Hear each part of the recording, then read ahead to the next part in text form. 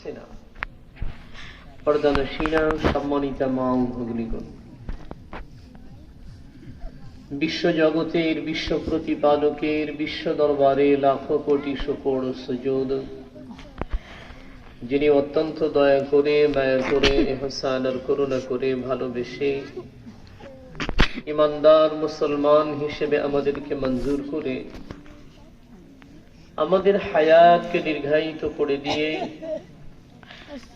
আজকের এই মুহূর্ত পর্যন্ত আল্লাহ পাক আমাদেরকে সুস্থ সবল রেখে দ্বীনের নিসবতে, কোরআনের মুহাব্বতে সাম্প্রতিক কালের শ্রেষ্ঠ মানুষ উলামা মাশায়েখদের সান্নিধ্যে বিশ্বের সর্বশ্রেষ্ঠ গ্রন্থ পবিত্র কোরআনুল কারীমের আলোচনার মাহফিলে জান্নাতি আয়োজনের মাঝে ঈমানী চেতনা নিয়ে আল্লাহ পাক আমাদেরকে আসবার বসবার দুটি কথা বলা এবং শোনার সুযোগ দান করেছেন। এজন্য সেই আরশের মালিকের দরবারে আমরা সকলেই কালেমাত শুকর আদায় করছি, জবান খুলে উঁচু আওয়াজে দরদ ভরা কণ্ঠে শ্রদ্ধা আর ভালোবাসা নিয়ে আবেগের সাথে দিল থেকে মহব্বতে পড়ি আলহামদুলিল্লাহ। শতকোটি দরুদ ও সালাম বর্ষিত হোক সে মহান মানবতার মুক্তির দূত আকায়ে নামদার তাজদারে মদিনা সৈয়দুল মুরসালিন খাতামুন নবিয়্যিন শাফিউল মুজনিবিন নবিউল আম্বিয়া সরকারে দু আলম হাবিব কিবরিয়া মা আমেনার নয়নের পুতলি মরু মক্কার অহংকার সৈয়দুনা মুহাম্মদুর রাসূলুল্লাহ সাল্লাল্লাহু আলাইহি ওয়াসাল্লাম। কষ্ট যদিও হবে, এরপরেও আরেকটি বার সকলেই মহব্বত আর ভালোবাসা উজাড় করে পড়ুন সাল্লাল্লাহু আলাইহি ওয়াসাল্লাম। সম্মানিত মুসল্লিয়ানে কেরাম, সম্মানিত সুধী, আমি জানতে চাচ্ছি যে আপনারা সকলে আছেন কেমন? আলহামদুলিল্লাহ। আপনি কেমন আছেন? আলহামদুলিল্লাহ। বিগত একটি বছর পরে আবারও আপনাদের সঙ্গে দেখা হয়ে গেল। এটাকে বলে রিজিক, আল্লাহ পাকের ফয়সালা ছিল, এই জন্য আল্লাহ পাক নিয়ে আসছে। সম্মানিত উপস্থিতি, বাদেশা থেকে শুরু করে আপনারা আপনাদের এই অঞ্চলের অত্যন্ত সুপরিচিত খ্যাতিমান আলিমদের জবান থেকে অত্যন্ত গুরুত্বপূর্ণ দ্বীনী দিক নির্দেশনামূলক আলোচনাগুলো শুনতেছিলেন। মাহফিলের এই পর্যায়ে আমার মতো একজন অযোগ্য মানুষকে আল্লাহ পাক আপনাদের খিদমতে বসবার তৌফিক দান করেছেন। আমি গুনাহগার, মহান আল্লাহ তাবারকা ওয়া তাআলার উপরে পূর্ণ আস্থা রেখে পবিত্র কালামে পাক থেকে ছোট্ট একটা আয়াতে কারিমা আপনাদের সম্মুখে তিলাওয়াত করেছি। সেই সাথে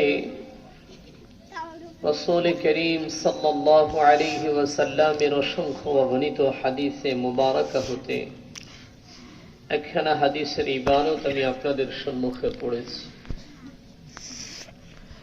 আপনাদের দোয়া এবং আল্লাহ পাক রব্বুল আলামিনের দয়া যদি শামিলে হাল হয়, তাহলে পঠিত আয়াত এবং হাদিসকে সামনে রেখে মুখতাসার সময় দ্বীনী কিছু কথা বলবো। এরপরে আখিরি মুনাজাতের মাধ্যমে আজকের মাহফিল সমাপ্তি ঘোষণা করা হবে ইনশাআল্লাহ। সম্মানিত সুধী, আমরা যারা আজকে এখানে বসেছি, আমরা সহকারে গোটা ভূমণ্ডলে যত মানুষ আছে, সে যে ধর্মের হোক, যে জাতের হোক, যে বর্ণের হোক, যে দেশের হোক,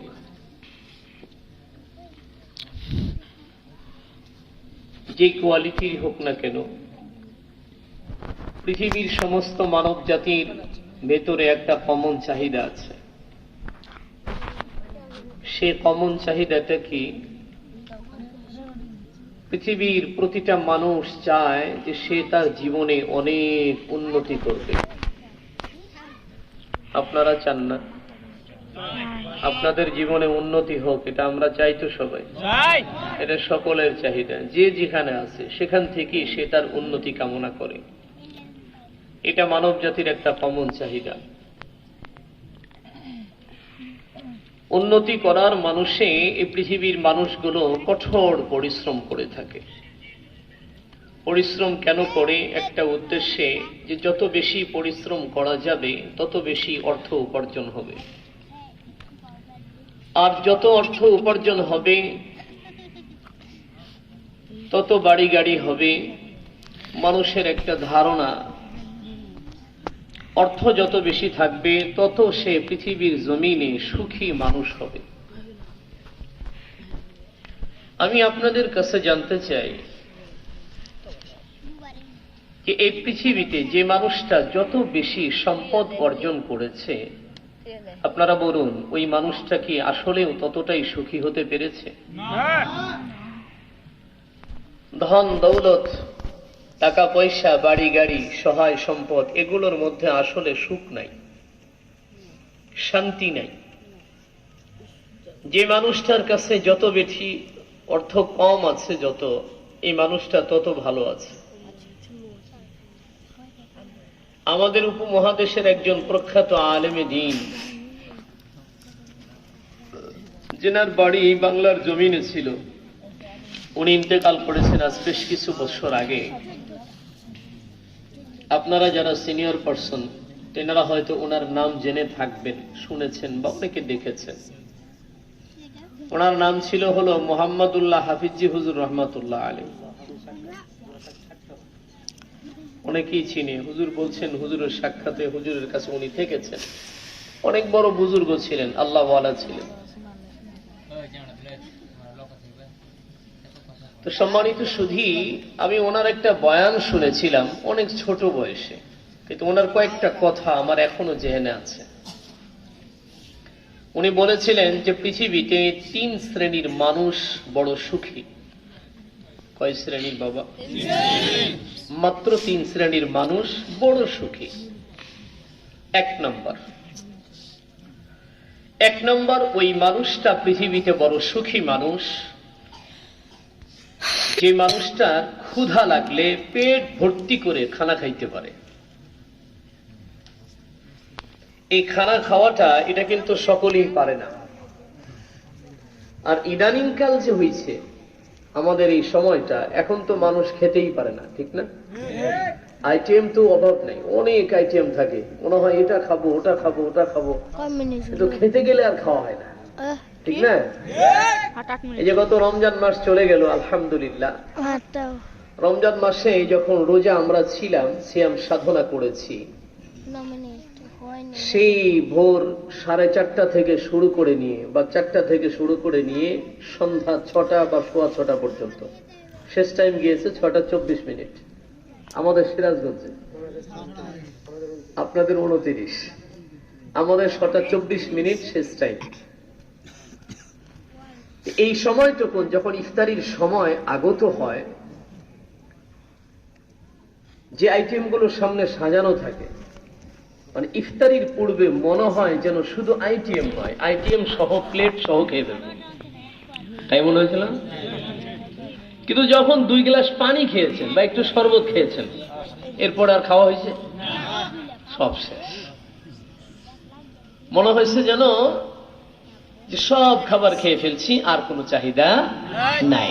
অথচ আমরা আমাদের বাড়িওয়ালাকে বলেছি এটা করবা, এই আইটেম করবা, এই করবা, সেই করবা, এই খাবো, সেই খাবো, আসলে খাওয়া কিন্তু হয়নি।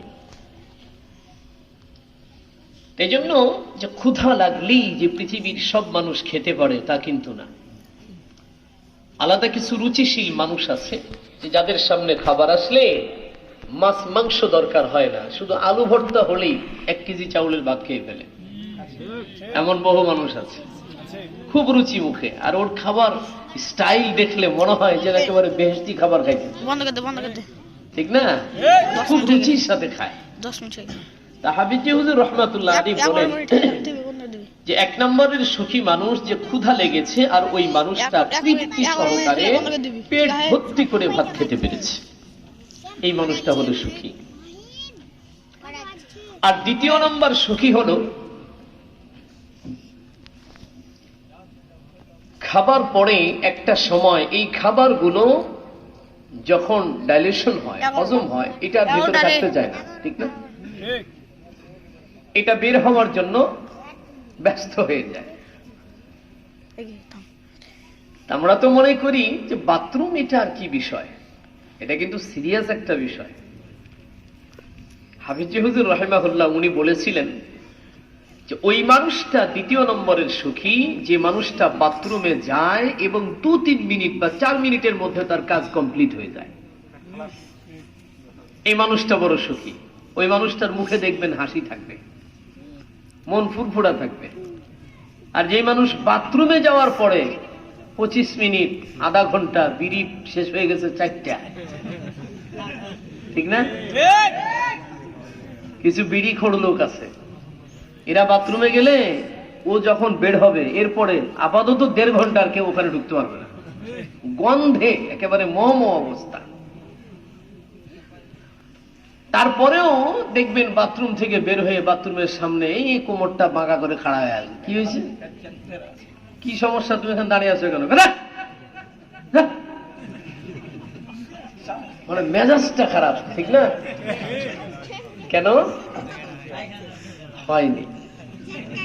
না, আধা ঘন্টা থাকার পরেও যে কাজে গেছিল ওই কাজটা কি হয়নি, এই জন্য মেজাজ বড় খারাপ, কারোর সাথে কথা বলতে যায় না। আর 3 নম্বরের সুখী হলো ওই মানুষ যে মানুষটা বিছানায় শুয়ে পড়লো রাত্রে বা দিনে যে কোনো মুহূর্তে ঘুমানোর জন্য, মাত্র 2 থেকে 5 মিনিট, এরপরে দেখবেন ওর নাক ডাকা শুরু হয়ে গেছে।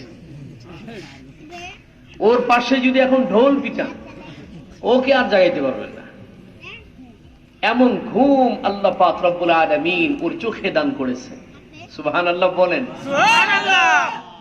চোখে ঘুম না আসা এটা মৃত্যুর চাইতেও বেশি যন্ত্রণা, অনেক কষ্টের। এপাশ ওপাশ করতে করতে 1.5 ঘন্টা 2 ঘন্টা চলে যায়, বিরক্তি বোধ হয়, কেন ঘুম আসতেছে না আমার। এই জন্য বাবা, যে টাকা পয়সা, ধন দৌলত, সহায় সম্পদ, অর্থ করি, এগুলোর মধ্যে কোনো সুখ নাই। আর থাকবে কি করে? পৃথিবীর জমিনটা তো আমাদের জন্য সুখের কোনো জায়গাই না। এই পৃথিবীতে কেউ যদি মনে করে যে আমি পৃথিবীতে চির সুখী হতে চাই, তাহলে ওই মানুষটা ভুল ভেবেছে। সে কখনো পৃথিবীর জমিনে সুখী হতে পারবে না।